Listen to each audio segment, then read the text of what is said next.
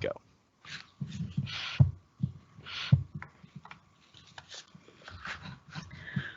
Welcome, everyone. Welcome to the Career Center's virtual Power Hour for Wednesday, April the 15th. How's everybody doing? I know I can't see you, but I hope you're all doing well and ready to learn some good things today. I'm Janie Shipman. I'm the career consultant for the School of Behavior and Brain Sciences and also for undecided and undeclared students. Today's topic is studying and working from home during a pandemic. And I hope to provide you with some helpful tips and some strategies to help you manage this kind of unusual time that we're in right now, and also manage some of your stress as well. Our career consultant for economics and political policy sciences and interdisciplinary studies, Satin Blair, is on with me, and she's going to be managing our question and answer portion of this presentation. Satin actually is a shining example of how to manage studying and working from home during a pandemic, because she actually relocated to this area and started her job with us after we had started remote work. So she's been learning all about the university, learning her role, being trained, doing everything for her job, all virtually, just like you're doing. So Satin, welcome, and thank you for assisting today. Thank you for having me, Janie.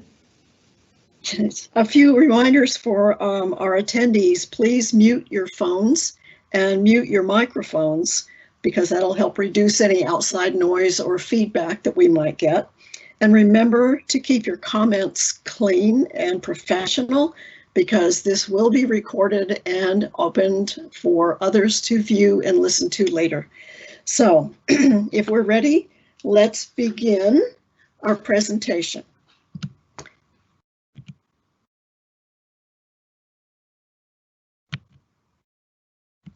Oh goodness, I'm trying to change the slides here and they won't move.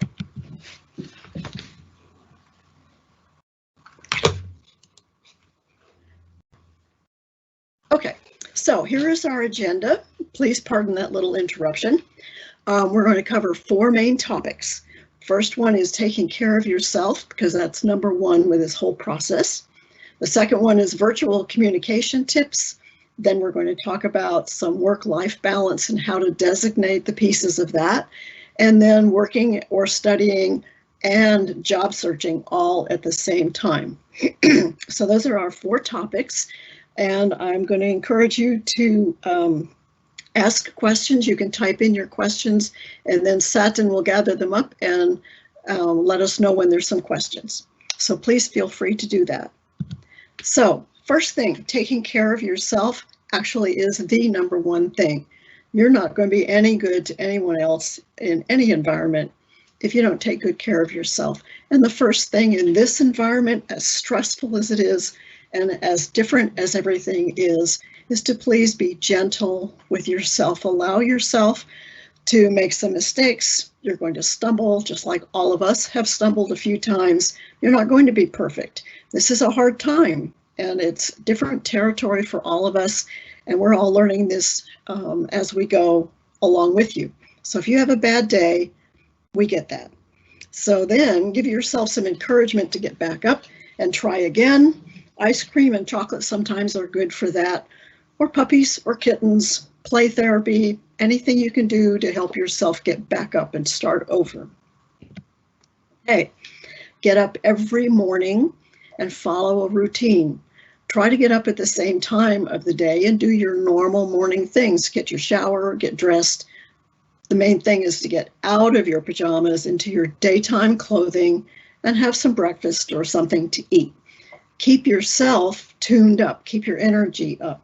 Do what you need to do to help yourself manage the stress of your day. You might need to meditate or want to meditate or exercise or play your guitar, write in your journal, eat healthy snacks and healthy meals, and get enough sleep. It's a temptation when we're home and working from home, whether there are people with us or not. It's a temptation to sleep in late and then stay up late. You really need to keep to that routine. Keep as normal a schedule as you can.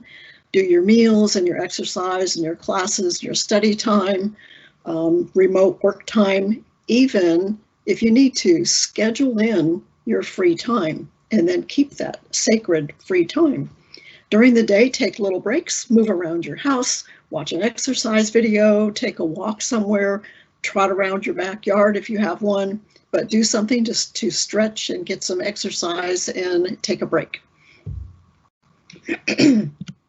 Next, you also need to have some social time. We are all human beings, and part of being humans is socializing with other humans. We can't do that in person right now, but we can socialize otherwise. So connect with your friends and your family. You can use Facebook or Zoom, Instagram, FaceTime, all those electronic and media savvy kinds of things where you can connect with other people. You do need to set some boundaries with the other people that you might be living with. Make sure that they know when you're working and studying and when you're available. It's difficult if you're living with roommates or family members, and children even wander in and out, pets even wander in and out sometimes.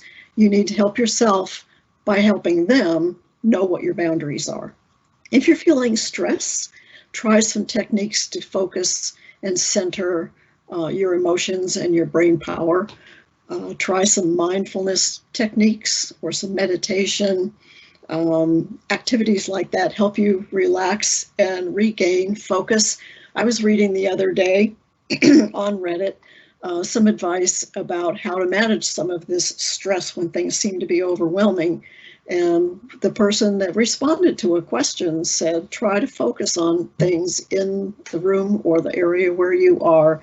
If you count how many lamps are in a room, or you count how many books are on a shelf, or you go around a room and touch different things, that can help your brain switch off that depression or that anxiety and start to focus again. So try things like that. And if you need help, please ask for help. You're not alone in this. Your friends and your family, your professors, staff at university, they stand ready to help you. All of us are here to help you. The Student Wellness Center and the Student Counseling Center offer many helpful resources that you can find on their website. Some of them are self-help, and that may be all you need.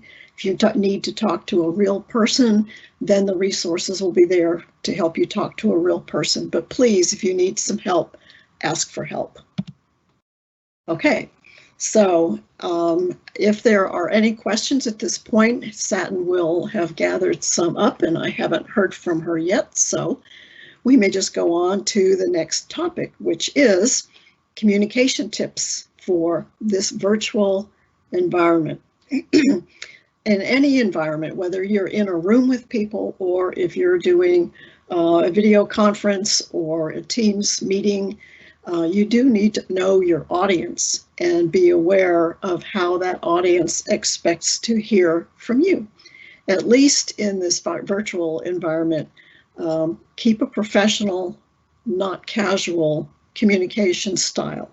You want your words to be professional. You don't want to be using slang or off-base humor or funny quips or quotes that the other people in the group may not understand. Try to stay on track with the message. Be respectful of the diversity of the audience, especially if you're communicating in a chat for your online courses. Remember that there's a really diverse audience in that classroom, and not everybody will understand certain idioms or expressions or slang that you use. So try to keep your communication on point. And remember, if you're typing in things to a chat box, for instance, remember that everybody in that room, that virtual room, can see what you're writing. So keep it clean. Don't leave other people hanging. If you can't respond to a message right away, now this goes for email or for chats, at least acknowledge that you received the message and you'll answer it later. And if you're on a team and you need to be head down for a while, which means I'm working on something and I can't be interrupted, then let them know that you will be on a project, or you'll be unavailable for a while. Okay, flatten your follow-up curve. This is alluding to email messages or chat messages where you may send a message and think a person's going to respond right away and they don't, so you send another message that says, did you get my message? Or you send one message and then you add follow-up thoughts to that message. By the time someone has had to scroll through 20 of those, they may have, one, missed the whole point of your message, or two, be so overwhelmed with what you had to say that they don't know how to respond. So save the bulk of your thoughts for one meeting. If you have a lot to say, make sure that you keep it all in one virtual spot, so to speak, so that the message that you're sending is clear. Keep your communications concise. Aim for clarity. Efficiency and professionalism are critical. So you don't want to be long and wordy and go off point with your messages. Keep it clear. And if you have a lot to say, maybe a voice call or a voice chat or one long email to one person might be more appropriate than putting it in a team environment. Okay. Next one, signing on and off respectfully. It's professional and also much more personable to say good morning or good afternoon or good evening when you start a message, or even a simple hello.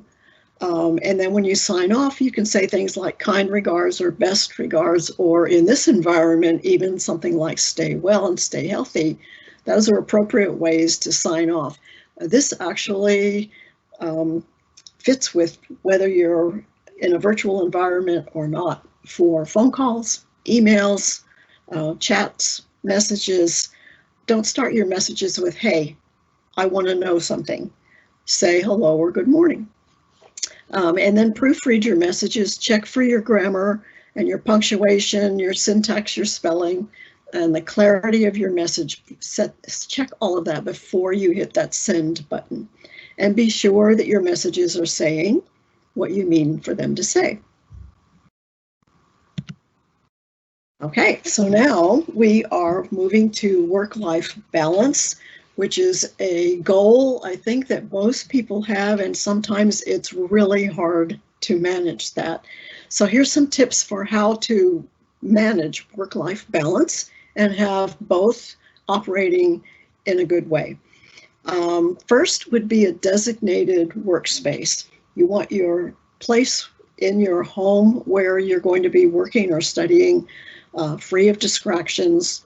You need to have privacy if you're going to have video meetings or phone meetings, and you want to work only in that space. Don't work on the couch or on your bed. I would give you permission, if you have a laptop, I would give you permission to go outside, sit on your deck or your balcony, and enjoy some fresh air and some sunshine while you're working. But for most purposes, you need to have that designated workspace where that's all you do in that workspace is work. Try not to binge watch the news. That's depressing, and it can be pretty distracting. And at the end of the day, put your work away. It's a signal to your brain and to your body that work is done for the day and you're finished, and what you're going to do next will be more pleasurable and social. Then also, you want to designate your midday break. Actually take your lunchtime or snack break and do that away from your workspace. Now here is a place where I'm talking to myself as much as I'm talking to all of you. I am in the habit, when I'm in the Career Center at the university in my regular office, I'm in the habit of eating my lunch at my desk. And actually, one thing that this virtual work environment has done for me is force me to stop and take my lunch break and just settle for a little bit. And that's really been a nice part of this working from home. But this break for lunch or your snack break, it's not a luxury. You need that time to refresh, to decompress and refocus. And you also may want to designate your social time. That can be as long as you decide. It could be at the middle or the end of the day. Don't let your work intrude on that social time. If you're going to be with your family or with your roommates and socializing in that respect, don't let your work get in the way of that. Be fully present. Take that time to re-engage with your friends or your family. And then designate the end of the day. When your work is finished, close out the tasks that can be done, that can be completed today, table the tasks that can be done tomorrow, close them out. Make a list for the next day if that will help. Set your priorities and your timelines, post that somewhere in your workspace, and then close the door on your workspace. Reconnect with your friends or your family, your roommates or your family. Walk the dog, play with the cat, do something that signals your body that this is the end of the day and work is done. That's the point. I had a friend, sometimes personal stories are nice to hear. I had a friend who was a counselor and was dealing with some clients that had significant levels of stress. And like me, my friend is one that kind of absorbs that stress from everyone else. And I asked her, how did you manage to get the end of the day be the end of the day? And she said, what I did actually was put my office keys in my coat pocket, hang my coat on the back of my office door, and then close my office door. That was my signal to leave all of that in the pocket of my jacket in my office. And for her, it worked. So you might find some ways to signal to yourself that work is really done for that day, and that's it. So, Jane, yes. we do have a question here about communication tips. Okay. A student is asking for communication tips. Is it appropriate to reply, thank you, when someone has emailed you saying that they have received your email that you sent them? That's a good question, actually, and it brings to mind that people could say thank you forever. If you have said to someone, I'll be with you, I've got your email, I'll respond tomorrow, and they write back and say thank you, I don't think you need to respond to that thank you, but you do definitely need to respond to that email when you promised that you would. That makes sense? Yes, I got it, Janie. Thank you. Okay. So now we're talking about working and studying plus job searching, possibly all at the same time. You still need that structure as you navigate a job search. You may be working from home, you may be studying from home, and you may also, especially if you've lost your job or if you're a senior getting ready to graduate and you're going to be looking for a job. So you might be doing all of these things at the same time. You still need to structure your job search and try not to mix it up with all the other things that you're trying to accomplish. So the first thing to do is to think that your job search is your job right now. Consider it full-time if you're able to devote about 35 hours a week to that. And then think about it as part-time if you're going to devote about 15 to 20 hours a week. And create a schedule for your work search. That scheduling really helps, especially if you're studying from home or you're doing online classes. If you still have a job or if you're in a remote internship, you're managing that as well as your online studies. So you still need some structured time to devote only to your job search. If you're able to do your job search full-time or focus mostly on that, your schedule for that could be 9 to 5 a couple of days a week, but it also could be broken up into shorter daytime hours and blocks. And especially in this virtual environment, if you're going to be able to search for remote jobs, excuse me, you may schedule your job search time for some evening hours to accommodate people that are in other time zones. So think about that, where the people are that you're connecting with and what time it is where they are. Know yourself. That's the first step for any successful job or internship search. Know what your skills are, what your strengths and your values and your natural abilities are, and know what you have to offer related to career goals. You don't want to put yourself in the position of applying for every job that you could possibly qualify for, because the results of that search and the responses that you get often are going to be overwhelming. So help yourself focus on what it is you really want that's going to help you reach those career goals and what you have to offer related to that. Develop your strategy, decide where you're going to look, what resources are you going to use, what documents do you need to provide when you are in a job search, what companies are you going to be looking for or focusing on. All those things are part of your strategy. And I would say if you're in this type of a job search and you need some assistance with all of these things, your career consultants are on hand for virtual appointments and will be happy to help you strategize exactly what it is that you're trying to reach and help you with those documents you might need. So keep in touch with your career consultants. Prime your network of professional contacts or potential helpful contacts. Use things like LinkedIn. You talk with your coworkers, your peers, your professors, other people. Eventually, this is good advice even when we get back to more in-person and less social distancing contacts. These are good places to begin finding out who's out there and what's out there and what you can learn from other people. Upgrade any needed skills as you look for jobs and you read those job descriptions. If you realize you're missing some skills, then there are lots of ways you can gain those skills. You could take some online courses at community colleges or take advantage of things like LinkedIn Learning or Khan Academy, Coursera, YouTube. There's lots of options out there for you to learn some of those skills. Okay. More strategies.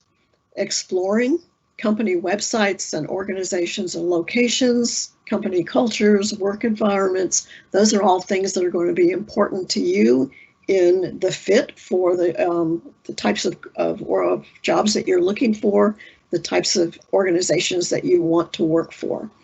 Use Vault and ONET to learn about industries and research the job market, salary information, and trends.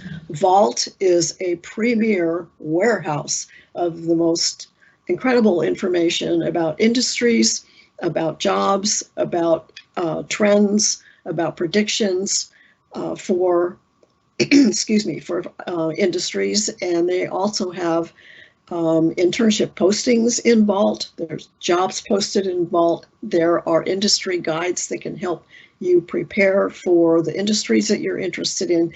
It's a huge warehouse of incredible information, and it's available through the Career Center's resources website, and it's free if you do use the Career Center's access to that. ONET is a free government resource that gives you incredibly detailed information about specific jobs and occupations, including salary information and trends. So between those two, you can get a lot of that exploration done. Develop a top 10 list of companies that you want to connect with. Start a spreadsheet to track the results of what you're learning. You can put your contacts, potential contacts, make notes of any contacts that you've made or meetings that you've had. Use that spreadsheet and the tabs to track your search and to keep tabs on what you've accomplished already so that you can reach back to some people that you may have talked to before. And consider temporary jobs, consulting or freelancing. Those short-term jobs can get your foot in the door with a company. They help you add things to your resume, keep your skills up to date, and also help you connect with others and learn more about industries. So temporary jobs or consulting and freelancing can be really good strategies. So then clarify your career goals, narrow your focus, look at where you want to be in a few years, try to take that top 10 company list down to about 5 that you would be happy to begin your career with. It sounds like a funny thing for a career counselor to say, but really you have to start somewhere. And in times like this, perhaps the ideal job is not going to pop up when you want it to. So consider the things that you could do that would be a great place to start, that would give you some experience, get your feet wet, and help you determine when things loosen up and things get back to more normal, where you could go from there. But you do have to start somewhere. Don't overwhelm yourself with all the possibilities to the point where you can't choose something. And then networking, utilizing LinkedIn. There is an alumni tool in LinkedIn where you can find other UT Dallas alumni to connect with. You can see where they work. You can see what companies they work for, what cities they're in. The alumni tool is a tremendous networking advantage that you find in LinkedIn. You can use programs like Zoom and Microsoft Teams to have virtual chats with people. You can attend handshake virtual events, take advantage of career and online virtual networking events as well, and job fairs and career fairs. So there is a lot you can do using online resources to continue your networking and build that network. Utilize the UT Dallas Career Center's resume editor at UT Dallas for resume and document reviews, and then connect with your career consultants for advice on focused content. The resume editors will look at your format and help you clean up your resume if it needs cleaning up. They'll give you some really good information. Your career consultant can help you with not just the formatting, but also the advice on focusing your content so that it targets the jobs that you are looking for. You can prepare for interviews, utilize Interview Stream, also available through the University Career Center's resources page.